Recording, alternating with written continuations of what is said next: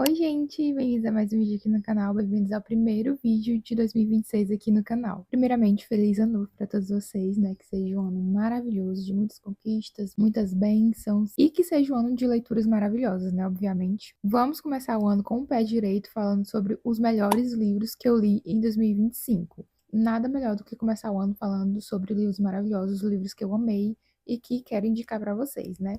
Então, vou trazer uma lista aqui dos 10 melhores livros que eu li em 2025. E aí, quem sabe vocês podem tirar alguma indicação para ler agora em 2026, né? 2025 foi um ano de leituras assim um pouco atípico para mim, eu acho. Eu tive só 2 livros 5 estrelas. Eu li 60 livros em 2025 e só 2 livros foram 5 estrelas. Os outros da lista que eu trouxe para vocês tem 4,5 estrelas, tem 4 estrelas, 4,25, porque eu sou chata a esse ponto de dar 4,25 para os livros. Assim, não são só livros 5 estrelas, mas que foram leituras assim que eu amei demais e que eu indico muito para vocês. Então, bora começar. Vou fazer um ranking aqui do 10º para o primeiro. Então, vamos começar com o 10º melhor livro que eu li em 2025. Antes, só queria avisar que hoje está um pouco nublado e aí as nuvens ficam indo e voltando. Então, vai ter horas que o vídeo vai estar super claro e horas que vai estar mais escuro.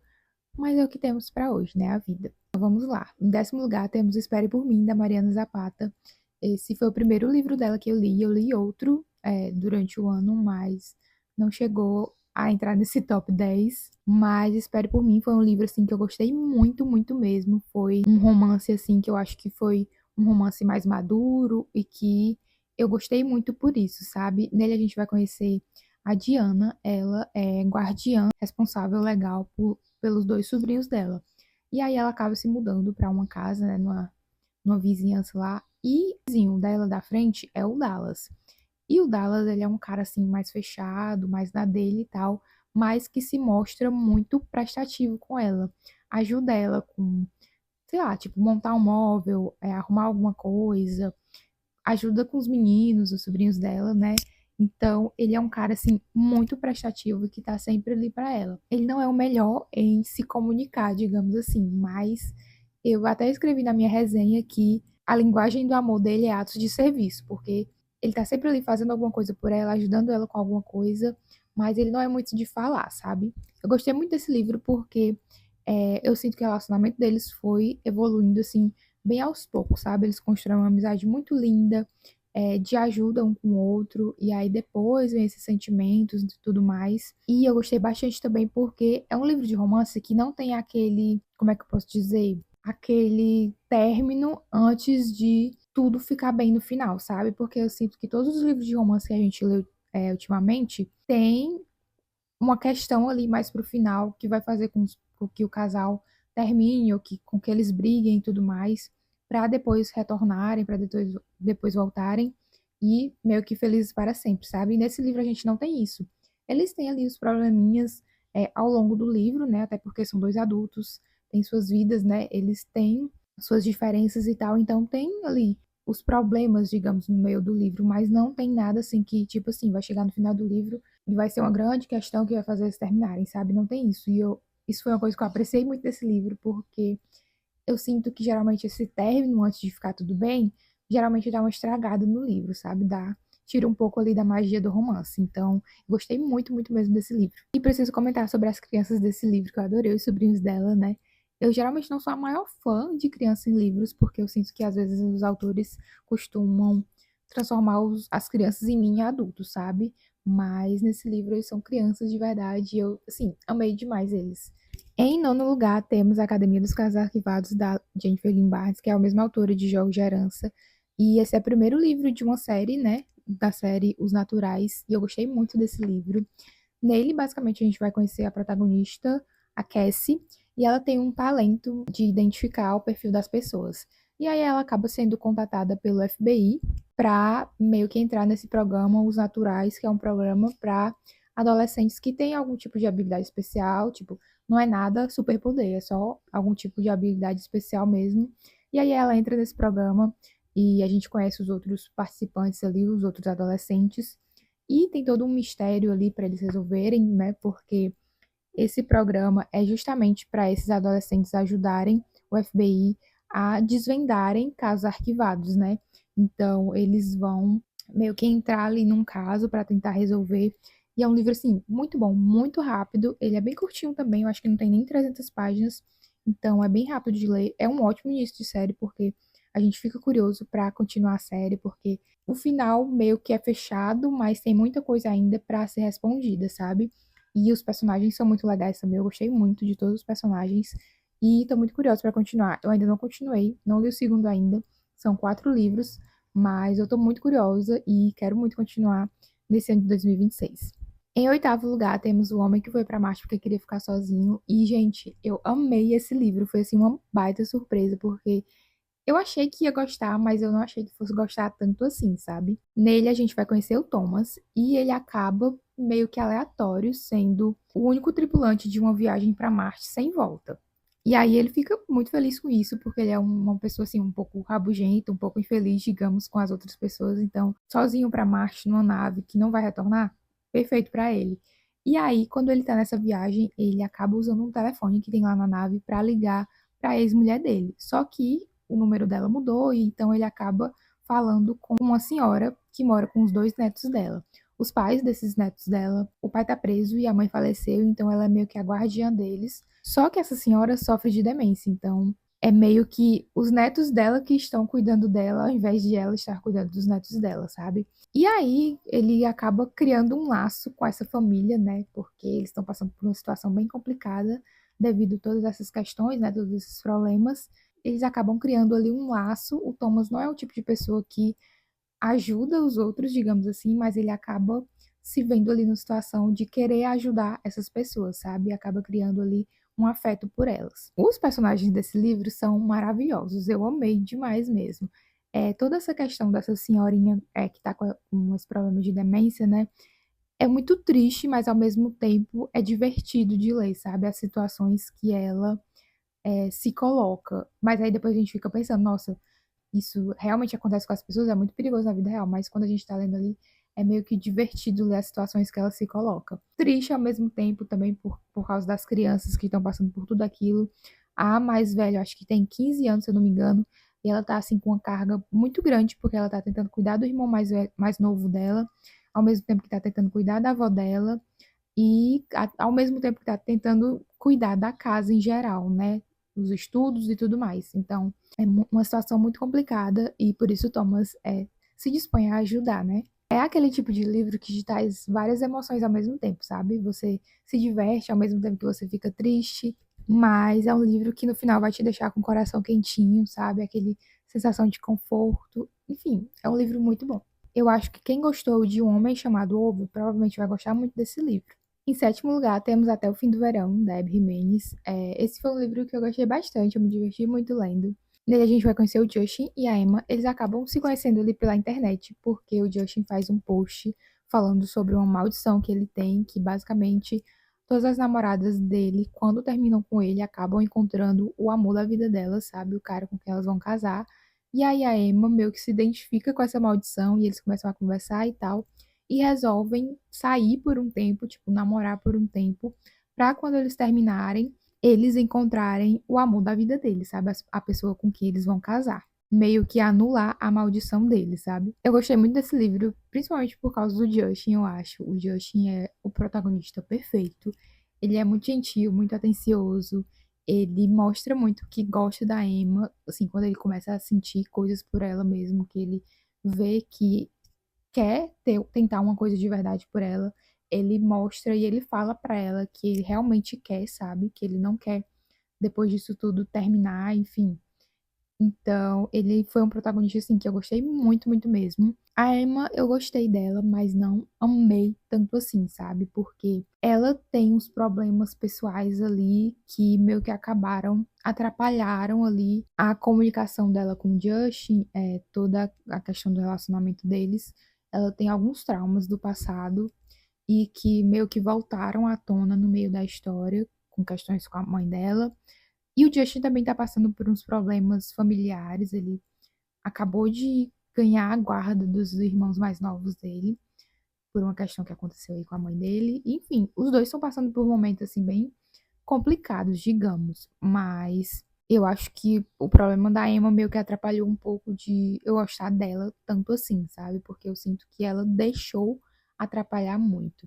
Mas eu gostei muito, foi um livro muito bem desenvolvido. Acho que todas essas questões pessoais que cada um estava passando, foi bem desenvolvida, foi bem resolvida. O romance deles é muito fofo, muito divertido, eles se divertem muito juntos e eles são bem sinceros um com o outro, sabe? Então, foi uma leitura assim que eu amei e eu li recentemente, agora li uma das minhas últimas leituras do ano. Em sexto lugar, temos Minha Avó Pede Desculpas, do Frederick Backman, que é um dos meus autores favoritos de todos. Amo tudo que esse homem escreve. E nesse livro a gente conhece uma protagonista de 7 anos. Esqueci o nome dela, gente. Faz tempo que eu li esse livro. Ele foi assim. Eu li lá no começo do ano, nem lembro quando, mas acho que fevereiro por aí. E nesse livro a gente vai acompanhar essa protagonista de 7 anos, né? Ela é muito apegada com a avó dela. Elas são assim, carne e unha.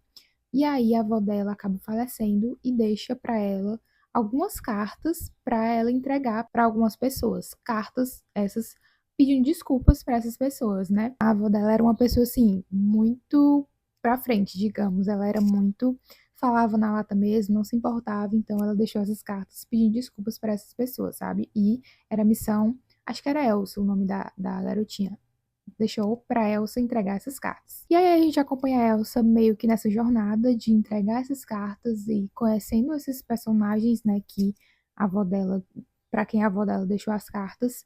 E é muito legal de ver porque eu não sei explicar bem, mas nesse livro a gente tem meio que o universo ali criado pela Elsa e pela avó dela, que elas meio que vivem ali no mundinho delas e tem um mundo real, sabe?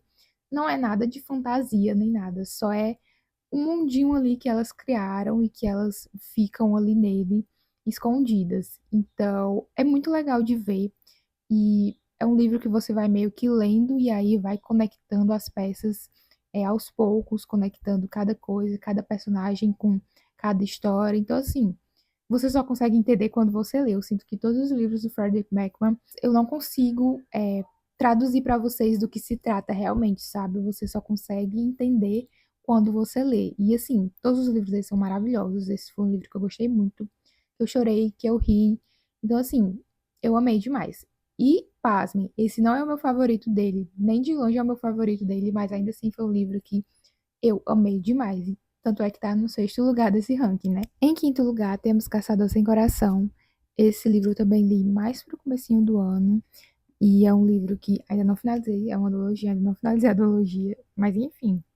Nele a gente vai conhecer a Rune. Ela é uma socialite ali, jovem, riquinha, que vai para os bailes e aí flerta com os rapazes e tudo mais. Só que ninguém sabe que ela, na verdade, é a Mariposa Escarlate, que é meio que uma vingadora que salva as bruxas da mão desse reino. Porque basicamente, se você é bruxa nesse mundo, se você é bruxa, se você simpatiza com bruxas e tudo mais, você é morto, capturado, enfim.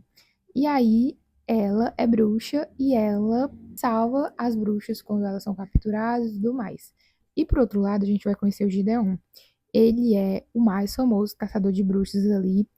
E por algumas razões ele acaba desconfiando da Rune e tenta ali flertar com ela, tenta um namoro ali com ela pra descobrir se essas desconfianças dele são verdades. E ao mesmo tempo a Rune, sabendo, né, que ele é ali super famoso caçador de bruxas, tenta se aproximar dele também pra descobrir informações, né, sobre bruxas que foram pegas e essas coisas. E os dois acabam meio que se usando pra interesse próprio, né, sem saber. E aí acabam surgindo sentimentos, obviamente, né? E os dois fingindo ali que estão ali só para conseguir informações, mas na verdade eles têm sentimentos um pelo outro. Eu gostei muito desse livro, gostei muito dos personagens, eu amei a Rune. Ela me lembrou um pouquinho a Celina de Trono de Vidro. Não sei se mais alguém concorda comigo, mas eu lembrei um pouco dela, porque a Rune ela é uma personagem assim, muito forte, mas que ao mesmo tempo gosta de coisas de meninas, digamos. Ela gosta de vestidos, gosta de ir para os bailes e se maquiar, esse tipo de coisa. E a gente sabe que a Celina também é uma protagonista que é muito forte, é assim, durona, mas que às vezes só quer ler um bom livro, sabe? Às vezes só quer vestir um vestido bonito, esse tipo de coisa. Então ela me lembrou a Celina nesse aspecto. Eu gostei muito do romance, né, que se desenvolveu nesse livro. Os dois estão ali fingindo que estão fingindo, basicamente, porque a gente vê que eles estão criando sentimentos ali um pelo outro, sabe? E o final desse livro é muito bom. Fiquei muito curiosa para continuar, mas aí acabei que nunca continuei, mas eu vou continuar esse ano, porque eu quero muito saber o que é que vai acontecer no último livro. Toda ali a questão da fantasia é bem fácil de entender, bem rápido, e é um livro também bem rápido de ler, então assim, foi maravilhoso. Não sei se o enquadramento mudou, porque eu tive que pausar aqui um momento e aí eu acho que mudou. Enfim, em quarto lugar temos A Serpente e as Asas Feitas de Noite. Esse é o primeiro livro de uma duologia também. Eu ainda não li o segundo livro, me julguem, mas vou ler esse ano, me cobrem. Mas nesse livro a gente vai conhecer a Oraia. Ela é filha adotiva do Rei dos Vampiros. Ela é humana e ela é filha adotiva do Rei dos vampiros nascidos da noite. E aí ela passou meio que a vida toda meio que se escondendo, se protegendo ali naquele reino, porque enfim, os vampiros, apesar dela ser filha adotiva do rei deles, eles qualquer oportunidade que tivessem poderiam matar ela, sabe? Até que surge uma oportunidade dela lutar num torneio que é o Kejari. E esse torneio, quem ganhar, tem um desejo realizado pela própria deusa da morte. Então, ela vai lutar nesse torneio pra ter o seu desejo realizado e conseguir viver ali sem ter mais medo, sabe? Sem precisar se esconder. E aí, nesse torneio, ela acaba conhecendo um vampiro, assim, misterioso, bonitão e que acaba se tornando um aliado dela. Eu fiquei completamente obcecada por esse livro quando eu li. Eu lembro que eu, tipo assim, devorei e fiquei com esse livro na cabeça por semanas, sabe? Porque foi um livro que eu gostei muito, muito mesmo. O romance é muito bom, ele vai se desenvolvendo ali aos poucos, porque a Oraia não confia muito ali no cara, e aí vai confiando ali aos poucos nele, sabe? Então vai se desenvolvendo bem devagar. Toda a questão da fantasia, tem muita trama política nesse livro também, e eu gostei bastante. Geralmente eu não sou a maior fã de questões políticas ali, fico entediada facilmente, mas com esse livro eu gostei bastante, fiquei bem intrigada, bem presa ali no livro, sabe? Querendo saber o que ia acontecer, o que é que ia rolar. Eu não tenho muito costume de ler livros assim, com vampiros e tal. Então foi uma surpresa muito boa, eu gostei bastante e quero continuar, né? Quero ler mais livros ali de vampiros. E o final desse livro foi assim, o ponto alto desse livro. Eu fiquei obcecada, foi um final assim que meu queixo foi lá no chão. Eu acho que tem reação minha lendo esse livro em algum vlog de leitura aqui no canal, não lembro qual, mas se eu encontrar eu deixo aqui.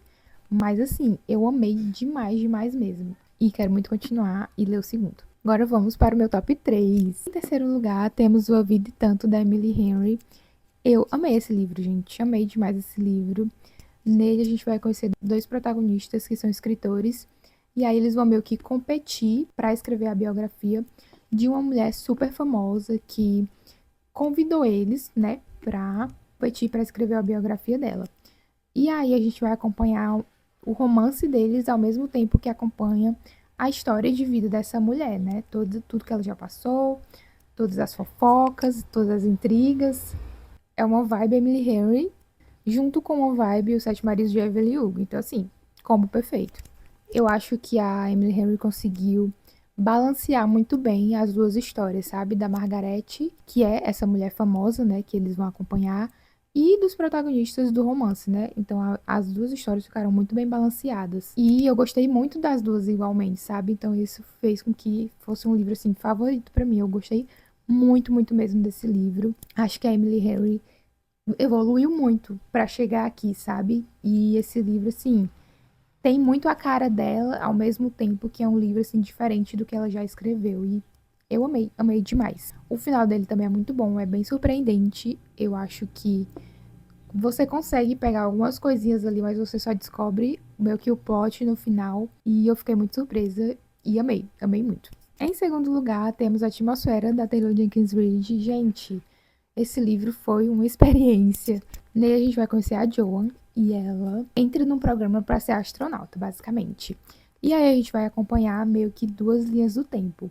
Primeiro, no passado, quando ela entra nesse programa, quando tá no treinamento, conhecendo as outras pessoas ali da equipe dela.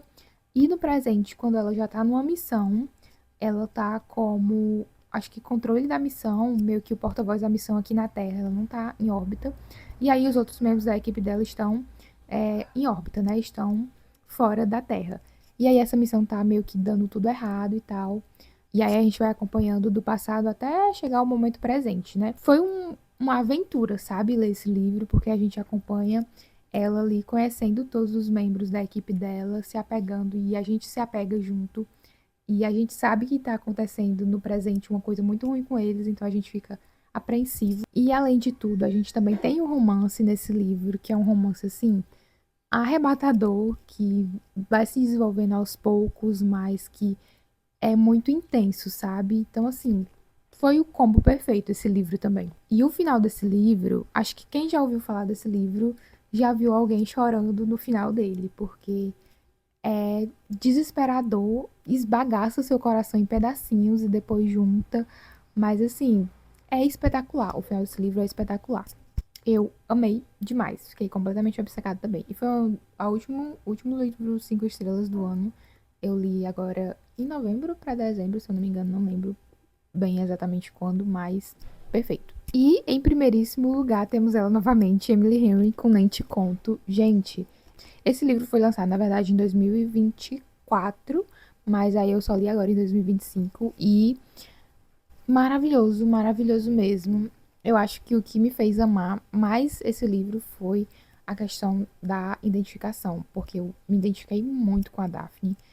Eu costumo dizer, quando eu vou indicar esse livro, que basicamente eu e ela somos a mesma pessoa, sabe? Porque a gente é muito parecido mesmo. Eu até falei na minha resenha, eu acho que parece que eu fiz uma sessão de terapia com a Emily Henry e ela botou todos os meus pensamentos nesse livro. Esses dois protagonistas, eles são super diferentes, mas ao mesmo tempo eles se encaixam muito bem, sabe? A Daphne é uma pessoa que tem muita dificuldade de conhecer pessoas novas, de se enturmar, digamos assim. O Miles, ele é aquele tipo de pessoa que fala com todo mundo, que faz amizade com todo mundo, sabe? Ele é o tipo de pessoa assim que é impossível não amar, impossível não gostar, sabe? E essa questão da Daphne de não conseguir meio que fazer novas amizades, digamos, é uma questão mais da infância, porque ela teve uma infância mais complicada de se mudar sempre, de nunca estar parada no lugar. Então era difícil para ela fazer novas amizades, porque ela sabia que em breve ela não iria mais ver aquela pessoa nunca mais, sabe? E o Miles também tem uns problemas ali de infância, digamos, relacionado à família dele, mas que foi muito bem tratado no livro, que eu gostei muito. É um livro que tem uma vibe ali de cidade pequena, sabe? Com aqueles vários personagens intrometidos que a gente ama. E enfim, gente, eu amei demais esse livro. Foi um livro, assim, como eu disse, eu me identifiquei muito com a Daphne, então, tipo assim, tem um lugar especial no meu coração, sabe? E eu li esse livro, acho que em abril, se eu não me engano, ou maio. E, assim, desde então, eu não li um livro que me fez me apegar tanto como esse aqui, sabe? Então, assim, foi um primeiro lugar muito bem escolhido, muito bem garantido. Enfim, gente, esses foram os meus 10 melhores livros de 2025. Espero que vocês tenham gostado. Espero que vocês tenham tirado alguma indicação aqui desses livros para quem sabe ler em 2026. Que 2026 seja um ano maravilhoso de leituras para a gente, né? Estou com muitos projetos, muitos planos e espero que vocês estejam aqui comigo. Se você gostou, não esquece de curtir, de comentar, de compartilhar, se inscrever no canal e ativar notificações para você receber sempre que eu postar vídeo novo. E a gente se vê no próximo vídeo. Tchau!